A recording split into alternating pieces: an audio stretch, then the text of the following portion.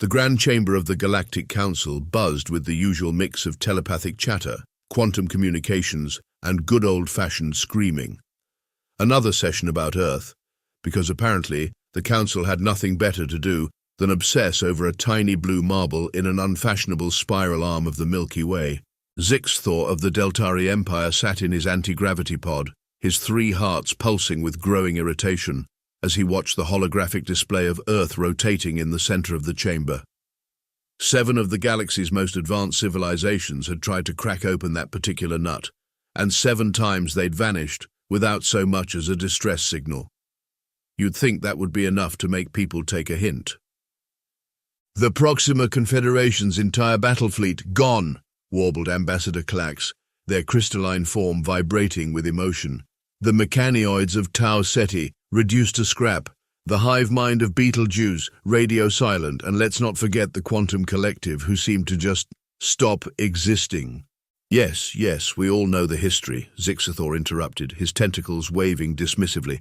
3,457 standard cycles, and we're still sitting here scratching our appendages about what's under Earth's surface. He paused for dramatic effect, something he'd learned from intercepted Earth entertainment broadcasts. "But none of those empires had our technology, did they?" The chamber erupted in a cacophony of protests, warnings, and what sounded suspiciously like betting odds being calculated. Zixthor's external membrane rippled with amusement. The Deltari Empire hadn't become the galaxy's newest superpower by playing it safe. "Need I remind the Council," he continued, rising slightly in his pod for better dramatic effect, "that the Proxima Confederation relied on primitive antimatter drives? The mechanioids were still using basic quantum computing, and the hive mind couldn't even process fourth-dimensional mathematics." He deliberately didn't mention the Quantum Collective. Nobody really understood what they were capable of, which made their disappearance all the more unsettling. High Counselor Vex, ancient and supposedly wise, extended one of their probability tentacles. "And what of the legends, the stories that Earth's core houses something beyond our comprehension, that the humans aren't what they appear to be?" "Fairy tales," Zixthor scoffed, though his central nervous cluster twinged with uncertainty. "Look at them. They're still arguing about whether their planetary climate is changing. Half of them think their world is flat. These are not the actions of a species guarding some grand cosmic secret." The hologram shifted to show human civilization, their primitive combustion vehicles, their laughably simple binary computers, their ongoing obsession with pictures of small, furry animals. It was almost embarrassing how technologically backward they appeared. "The Deltari Empire volunteers to solve this mystery once and for all," Zixthor declared, ignoring the collective gasp from the assembly. "We will succeed where others have failed, and finally discover what lies beneath Earth's surface." As the Council erupted into chaos, Zixthor's outer membrane darkened with satisfaction. His name would go down in galactic history, either as the greatest discoverer since the invention of faster-than-light travel, or as the commander of the 8th civilization to vanish trying to crack Earth's secret. He was really hoping for the first option. Back in his private chambers aboard the Deltari command ship, Zixthor reviewed the classified files on Earth's previous invasion attempts. The holoscreen flickered with reports that read like a comedy of errors if you ignored the fact that trillions of credits worth of military hardware and countless lives had vanished into the cosmic equivalent of a black hole. First came the Proxima Confederation's attempt in 3221. Their fleet had been impressive, 12,000 ships strong, enough firepower to crack a small moon. They'd approached Earth with all the subtlety of a supernova, broadcasting their demands in every known frequency. The humans had responded by broadcasting something called cat videos. 3 days later, as the Confederation's drilling ships approached the planet's crust, every single vessel simultaneously lost power and vanished. The mechanioids had been smarter, or so they'd thought. In 3289, they'd sent in swarms of microscopic probes designed to burrow through the crust undetected.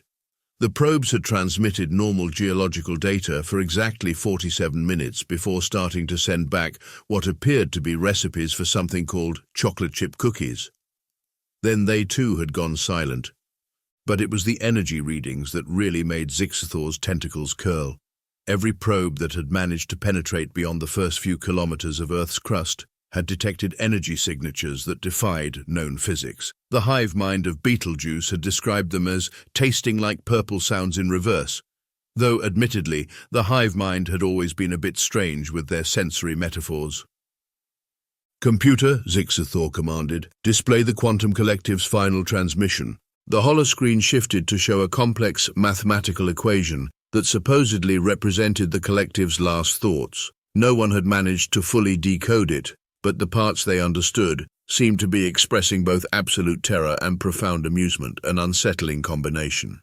The legends were even more disturbing. The ancient Arcturians had cave paintings suggesting that Earth was actually a giant prison, though they'd never specified what it was supposedly imprisoning. The Sirius Seers had prophecies about Earth's core containing the key to unmaking reality, though they'd also prophesied that purple space dragons would dominate the galaxy's fashion industry, so their reliability was questionable. Zixathor pulled up the latest scan data from their long-range sensors. The energy readings from Earth's core were stronger than ever, pulsing in patterns that almost seemed like they were counting down to something. The humans, meanwhile, continued their utterly convincing act of being completely oblivious to anything unusual about their planet. They were either the greatest actors in the galaxy, or genuinely had no idea they were living on top of something that violated most known laws of physics. The most recent attempt to probe Earth's secrets had been by the Vega Consortium, who'd tried a diplomatic approach.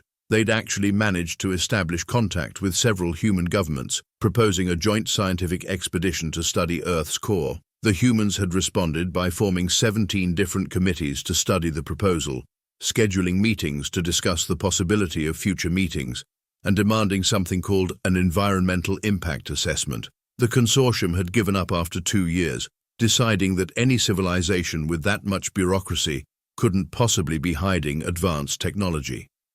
But there was one detail that all the failed invasions had in common, something that made Zixathor's nervous system tingle with anticipation. In each case, just before contact was lost, the invading forces had reported detecting something moving beneath Earth's surface, something big. The computer chimed, interrupting his thoughts. "Reminder, council meeting in 10 minutes to discuss invasion strategy." Zixathor's outer membrane rippled with determination. The Deltari Empire had developed drilling technology that could penetrate a neutron star. Their ships were powered by harvested dark energy. Their computers could simulate entire universes. Surely they could handle whatever was hiding beneath one insignificant planet's surface. Right? The Deltari War Council chamber hummed with the soft purr of quantum processors and the considerably less soft arguing of its members. Holograms danced through the air, displaying their latest technological marvel, the World-Breaker drill. As you can see, Zixathor gestured with 3 tentacles while the other 4 manipulated the holographic display. "We've developed a drilling system that uses concentrated dark matter streams to literally phase through planetary crusts. It's already successfully penetrated the core of a neutron star, so Earth's relatively flimsy surface should pose no challenge." Chief Engineer NXavax's probability nodes were pulsing with obvious skepticism. "With all due respect, Supreme Commander, we tested that on an uninhabited neutron star, not a planet that's already eaten 7 different civilizations. 8 if you count the Rigelian probe fleet," someone muttered from the back. "Nobody counts the Rigelians," Zixathor waved dismissively. "They sent 3 probes and a strongly worded message that barely qualifies as an invasion." The hologram shifted to display their fleet configuration, 5,000 ships, each powered by artificial singularities and equipped with reality-warping shields. Their smallest vessel carried more computational power than the entire human internet. Their largest could reshape continental plates, like they were modeling clay. "Our ship's hulls are made of metamaterials that can adapt to any attack," Director of Defense Kixelor added, her crystalline form refracting light in patterns of cautious optimism. "We've even developed countermeasures for temporal attacks, dimensional rifts, and whatever that thing was that the Quantum Collective ran into." "You mean the thing that made them start broadcasting cookie recipes?" someone asked. "No, the other thing. The one that made them try to prove that pi equals exactly 3. Zixathor's membrane rippled with impatience. "Focus, please. Our technological superiority is absolute. Look at these humans. They're still using fossil fuels. Their most advanced quantum computer has less processing power than our waste recycling units. Half of them think their celebrities' personal lives are more important than space exploration. The hologram displayed their primary weapon, a drilling ship the size of a small moon, officially designated as Planet Penetrator Mark 7, but nicknamed Bob by some engineer with an unfortunate appreciation for human naming conventions. The drill uses 13 different dimensions to bypass normal matter, Chief Engineer Nenexavax explained, warming to the technical discussion despite her reservations. It can theoretically reach any planet's core without disturbing the surface. We've even installed a temporal stabilizer to prevent any time-based defense mechanisms. And the backup plans? General Wexthor asked, their warform bristling with tactical appendages. We have ships equipped with reality anchors, quantum uncertainty eliminators, and devices that can neutralize any known form of energy, Zixathor replied proudly. We've even developed a weapon that can stop light itself, though we're still working on the user manual for that one. Apparently, you can't actually read instructions if light isn't moving. The council chamber filled with approving murmurs and the soft glow of confidence pheromones. The Deltari Empire had spent decades preparing for this mission, developing technologies that most civilizations couldn't even comprehend. Our first wave will deploy tomorrow, Zixathor announced. We'll position the fleet in a hexagonal formation around the planet, with Bob at the center. The humans won't even notice us thanks to our quantum camouflage technology. We'll be in and out before they finish their next social media argument about whether their planet is flat. As the council members filed out, Chief Engineer Nenexavax lingered behind. Supreme Commander, there's something that's been bothering me. Don't you think it's strange that the humans seem so primitive? Almost too primitive. Zixathor's central nervous cluster pulsed with certainty. They still think digital watches are pretty neat. Trust me, they're exactly what they appear to be. A species that somehow evolved on top of the greatest mystery in the galaxy without noticing it. Now let's go make history. Or become another mysterious disappearance in the galactic records. But Zixathor preferred not to think about that possibility. The Deltari fleet materialized around Earth in perfect formation, their quantum stealth systems rendering them invisible to human detection technology. 5,000 ships arranged in an elaborate hexagonal pattern that would have looked absolutely magnificent if anyone could actually see it. Initial surface scan complete, announced the sensor operator, their tentacles dancing across the holographic interface. Detecting approximately 8 billion humans, most of them apparently arguing about something called pineapple on pizza. Zixathor, standing proudly on the command deck of his flagship, felt all three of his hearts swell with anticipation. Status of planetary defenses. Still detecting nothing more advanced than primitive satellite networks and something called TikTok, reported the tactical officer. Though I must say, these dance challenges are surprisingly addictive. Focus, Zixathor snapped. Position the Planet Penetrator. The massive drilling ship, still unfortunately known as Bob, despite Zixathor's best efforts to change the name, moved into position above Earth's North Pole. Its dark matter engines hummed quietly, which should have been impossible in space, but somehow wasn't. Sir, called out the communications officer, their crystalline form flickering with confusion. We're receiving a transmission from the surface. It appears to be a cat video? Ignore it, Zixathor commanded. That's how the Proxima Confederation got distracted. Deploy the preliminary probe drones. A swarm of microscopic probes, each one containing more computing power than all of human civilization, descended through Earth's atmosphere. They were programmed to analyze every aspect of the planet's composition, from the quantum state of individual rocks to the metaphysical resonance of the tectonic plates. Probe telemetry coming in now, announced the science officer. Surface readings are normal, subsurface readings are normal, deeper readings are... Wait! Zixathor's membrane rippled with interest. What is it? The probes are sending back recipes. Recipes? Zixathor's tentacles curled in alarm. For what? Something called Grandma's chocolate chip cookies with walnuts. Pull them back immediately, Zixathor ordered, but it was too late. The probe signals winked out one by one, leaving only a final transmission about the importance of preheating the oven. An uncomfortable silence fell over the bridge, broken only by the soft humming of the quantum processors and someone in the back muttering, "I told you so." Deploy the main drilling equipment, Zixathor commanded, his voice steady, despite the nervous twitching of his probability nodes. Begin Operation Core Crash.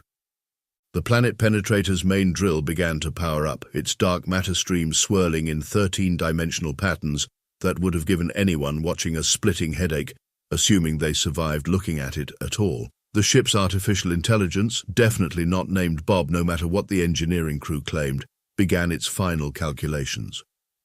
"Sir," the sensor operator called out, "I'm detecting some unusual readings from the planet's surface." Define unusual. Well, the humans appear to be going about their normal activities, still arguing about pizza toppings, still making dance videos, still insisting their clearly spherical planet might be flat. That sounds perfectly normal. Yes, but they're doing it aggressively. Before Zixathor could question what aggressive pizza-topping debates look like, the planet penetrator fired its main drill. A beam of concentrated dark matter capable of penetrating a neutron star lanced down toward Earth's surface. For a moment, everything seemed to work perfectly. The beam passed through the atmosphere without disturbance, reached the surface without resistance, and began to burrow through the crust exactly as planned. Then things got weird. "Sir!" The science officer's crystalline form was vibrating with alarm. "The drill beam, it's making a right angle." "That's impossible," Zixathor stated flatly. "Dark matter beams can't make right angles." "Tell that to the beam, sir. It just made another one. I think it's spelling something." The massive view screen showed the impossible sight of their ultra-advanced drilling beam being twisted into what appeared to be letters. English letters specifically. "What does it say?" Zixathor demanded. The science officer's voice quivered. "It says, 'Nice try.'" Before anyone could respond to this unprecedented development, the sensor operator shouted, "Multiple energy signatures detected beneath the surface. They're rising toward us at impossible speeds." "Define impossible." "Like making our faster-than-light drives look slow impossible." Zixathor's membrane paled to a sickly shade of grey. "Launch the reality anchors, activate the quantum uncertainty eliminators, deploy the light-stopping weapon." "Sir, the manual for the light-stopping weapon is still in development. Just do something." The Deltari fleet, pride of the Empire, bristling with technology that could reshape reality itself, hung in space above Earth. Below them, the humans continued their social media arguments, apparently oblivious to the fact that something was rising from their planet's core. Something big, something impossible, something that was about to teach the Deltari Empire why exactly 7 previous civilizations had vanished trying to uncover Earth's secrets. The last thing Zixathor saw before chaos erupted was a final message spelled out by their twisted drilling beam. "Thanks for playing. Please come again." Chaos erupted across the Deltari fleet as systems began failing in increasingly improbable ways. Equipment that had been tested in the hearts of stars and the vacuum of space was being defeated by what appeared to be elementary school mathematics. "Sir," reported the engineering chief, their crystalline form clouded with confusion, "our quantum processors they're dividing by 0. "That's not possible," Zixathor protested. "We specifically designed them to prevent that." "Well, they're doing it anyway and somehow getting correct answers," the engineer's voice cracked. "Sir, I think our computers just proved that 1 + 1 = 3. Before Zixathor could process this mathematical heresy, the seismic officer's tentacles began writhing in alarm. "Massive geological disturbances detected. The planet's tectonic plates they're moving in geometric patterns." The main view screen showed a visualization of Earth's surface, where continental plates were indeed sliding around like pieces in some incomprehensible puzzle. More disturbingly, they seemed to be arranging themselves into what looked suspiciously like a giant thumbs-up gesture. "Scout Team Alpha, report status," Zixathor commanded.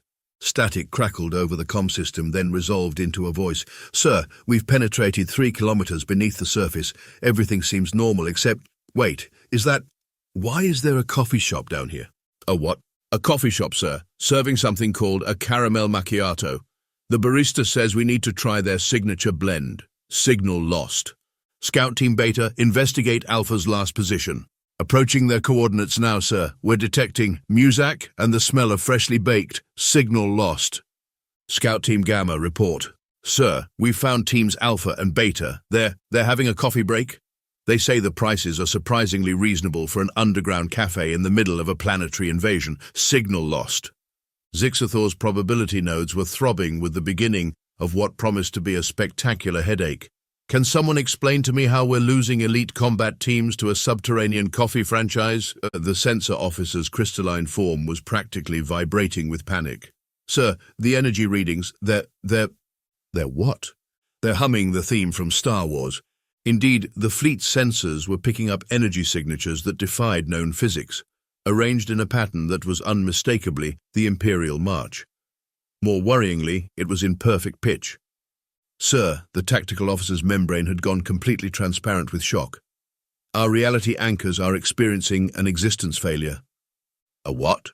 They've started questioning whether they really exist. 3 of them have already begun philosophical debates about the nature of consciousness, and 1 is writing poetry.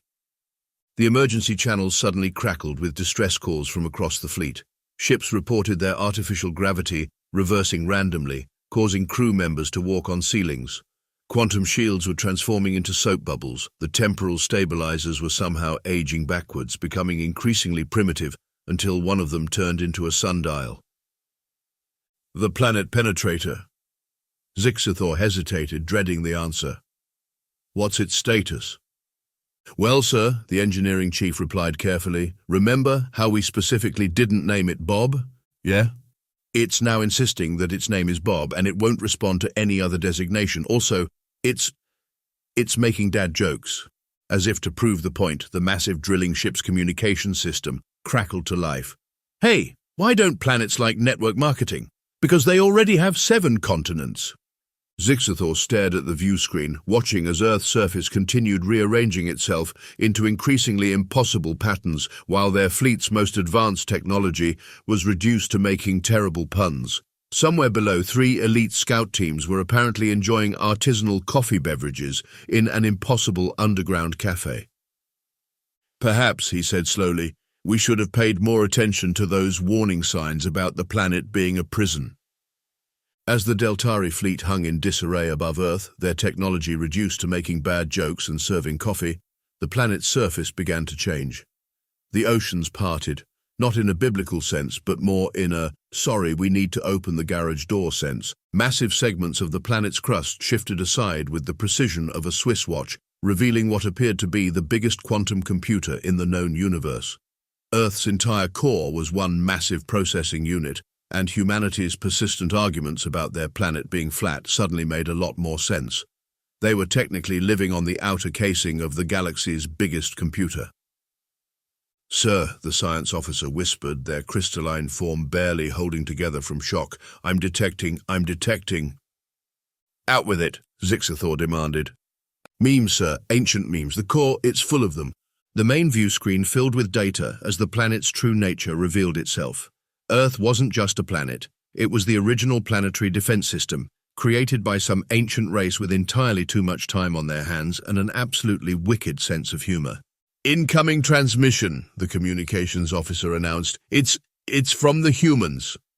The screen flickered to life, showing what appeared to be a typical human office. A man in a cardigan sweater sat behind a desk, looking for all the world like a middle management bureaucrat, rather than a representative of an unimaginably advanced civilization. Hi there, he waved cheerfully. Sorry about the whole deception thing, but you know how it is. You build the galaxy's most powerful defense system. You have to test it occasionally. And you folks did so well, made it much further than the Quantum Collective. They gave up as soon as their computers started playing Minecraft. Zixathor's membrane paled to transparent. You mean? Oh yes, the human grinned. We're not actually primitive. Well, Bob is. We let the coffee machine achieve sentience just for fun, but the rest of us, we built this place about, 50,000 years ago. The whole planet is basically one big test lab for new defense systems. Those cat videos, quantum encryption, social media arguments, complex algorithmic tests. And don't even get me started on the Flat Earth Society. That's actually our quantum uncertainty monitoring division. The view screen split to show scenes from Earth's surface. The seemingly primitive human civilization began to shimmer and change. Their fossil fuel vehicles transformed into quantum displacement drives. Binary computers morphed into crystal matrices capable of processing reality itself. Those pictures of small furry animals, actually blueprints for weapons that could rewrite the laws of physics. The thing is, the human continued, adjusting his completely unnecessary glasses, we got bored. Do you have any idea how dull it is being the most advanced civilization in the galaxy? So we decided to have some fun, set up this little honey trap, see who'd bite. The Proxima Confederation was our first volunteer, though I don't think they meant to volunteer, technically speaking. But what happened to them? Zixthor managed to ask. Oh, they're fine. They're all fine. Well, mostly fine. The Quantum Collective is still trying to prove that pi equals 3, but we're working on that. Everyone else is having a lovely time in our simulation chambers, learning valuable lessons about humility and the dangers of cosmic imperialism. Would you like to join them? We just upgraded the coffee service.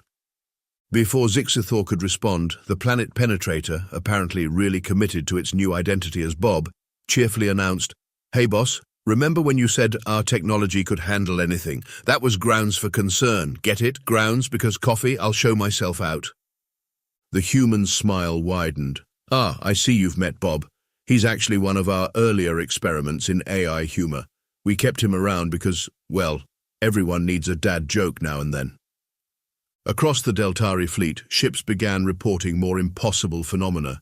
Reality anchors were now hosting philosophical debate clubs.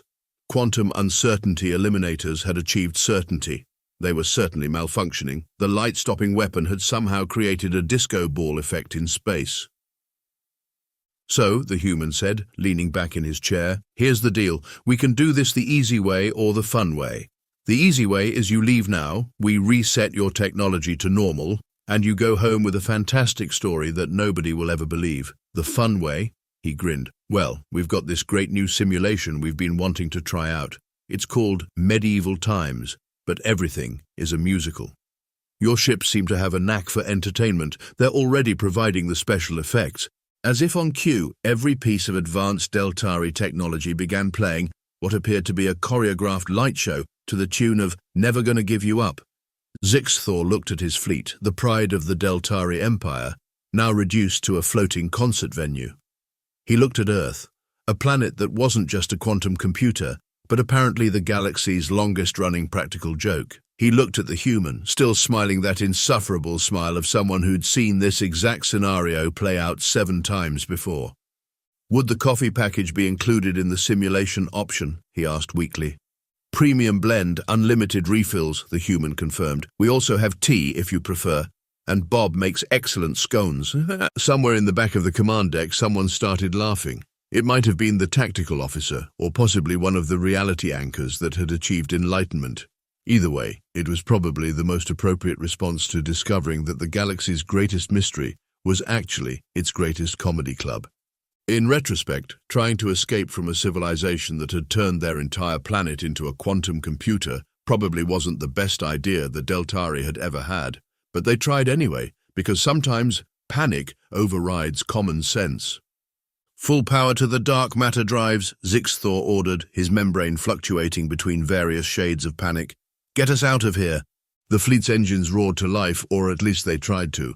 What they actually did was begin playing Flight of the Bumblebee, while the ships moved in elaborate patterns that looked suspiciously like a synchronized swimming routine. "Sir," the navigation officer reported, their crystalline form vibrating with embarrassment, "we appear to be dancing."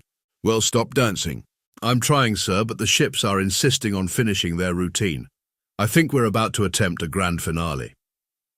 Across the solar system, the effects of Earth's awakened defenses spread like a cosmic joke. The asteroid belt rearranged itself into a "please wait loading" message. Mars's surface reformed to display a giant smiley face. Jupiter's great red spot winked. "Fleet status," Zixthor demanded. Well, the tactical officer consulted their displays, which were now showing cat videos interspersed with critical system data. The reality anchors have formed a debate club and are currently arguing whether free will exists. The quantum uncertainty eliminators have achieved perfect certainty. They're certain we're doomed. And Bob is still telling dad jokes. As if to prove the point, the planet penetrator's communication system crackled. "Hey, why did the dark matter drive go to therapy? Because it had too much baggage. Get it? Because, oh wait, we're being transformed into something else. Hold that thought." The human appeared on their screens again, still looking irritatingly comfortable in his cardigan. "You know, you could have just taken the simulation offer. It comes with dental. Before their eyes, the mighty Deltari fleet began to change. Ships transformed into various improbable shapes. Some became giant rubber ducks. Others turned into floating tea sets. The flagship, much to Zixathor's horror, was slowly morphing into what appeared to be a giant karaoke machine. "Don't worry," the human assured them. "This is all temporary, mostly. Bob might stick around. He's really grown attached to his new personality." "Why?" Zixathor finally asked. "Why all this? Why not just destroy us like the others?" The human's smile turned gentle. "Destroy you? Oh no, you've got it all wrong. Nobody was destroyed. The Proxima Confederation. They're running a delightful bed and breakfast in our Jupiter simulation. The Mechanioids, they've discovered a passion for interpretive dance. Even the Quantum Collective is having fun, once they stopped trying to divide by zero." Across the view screen, a message began forming in space itself, spelled out in constellation-sized letters. "Earth's defense system, because sometimes the best way to stop an invasion is to make it physically impossible to maintain your dignity while attempting it. You see," the human continued, "we figured out long ago that the best defense isn't destruction, it's humiliation. Nobody wants to admit they got beaten by a planet that transformed their super-advanced fleet into a synchronized swimming team performing to classical music. It's really quite effective." The last of the Deltari ships completed their transformation. Where once had been the pride of their empire now floated an assortment of rubber ducks, tea sets, and what appeared to be the galaxy's largest collection of novelty coffee mugs. In the center of it all, Bob had transformed into a combination coffee shop and comedy club. "So," the human said brightly, "about that simulation offer, the medieval musical package is still available. We've added a coffee shop subplot just for you." Looking at his transformed fleet, at the solar system that had become one giant practical joke, and at the human's insufferably cheerful expression, Zixathor made the only reasonable choice available. "Does the coffee shop serve biscotti?" 3 months later, the Galactic Council convened for an emergency session. The chamber was unusually quiet, mainly because half the usual attendees were currently starring in Earth's newest simulation, Renaissance Fair meets space opera. High Council of X's probability tentacles twitched nervously as they read the new legislature. Motion to classify Earth as absolutely not worth the headache and ban all future invasion attempts. The motion passed unanimously, possibly because several council members had received postcards from their previously missing invasion fleets. The Proxima Confederation's admiral was apparently running a very successful medieval-themed coffee shop. The Mechanioids had discovered interpretive dance. The Quantum Collective was still working on their pi=3 proof, but they'd also started a quite successful comedy club. "There's more," Vex continued, their crystalline form flickering with embarrassment. "We've received an application for Galactic Council membership from Earth." The chamber erupted in panic, which quickly subsided when someone pointed out that panicking might be considered provocative by the civilization that had turned the most advanced fleet in the galaxy into a rubber duck collection. The human representative appeared on the central hologram, still wearing that insufferable cardigan. "Hello, everyone. Just thought we'd make it official. By the way, lovely job on the quantum mechanics theories. They're almost right, you know. You just forgot to carry the 2 million quantum variables. But why now?" someone dared to ask. "Oh, we got bored with the whole mysterious super-advanced civilization act. Plus, Bob insisted. He's quite persuasive for a coffee-making AI with a dad joke obsession." As if summoned, Bob's cheerful voice echoed through the chamber. "Hey, what did the quantum physicist say when he walked into a bar? He both did and didn't. Get it? Because superposition? I'll be here all week. Literally, I've installed coffee machines in the council chamber." The human smiled. "We thought it was time to properly join galactic society. Share our technology, our culture, our coffee, though we are keeping the rubber duck collection. It really ties the solar system together." As the council tried to process this development, a final message appeared in the chamber, spelled out in impossibly twisted quantum particles. "P.S. You know all those primitive human social media arguments? They're actually our method for solving complex quantum equations. You should see what we accomplish when we argue about pizza toppings." And somewhere in the background, Bob could be heard starting his stand-up routine. So, an antimatter particle walks into a bar. The galaxy would never be quite the same. But at least the coffee was excellent.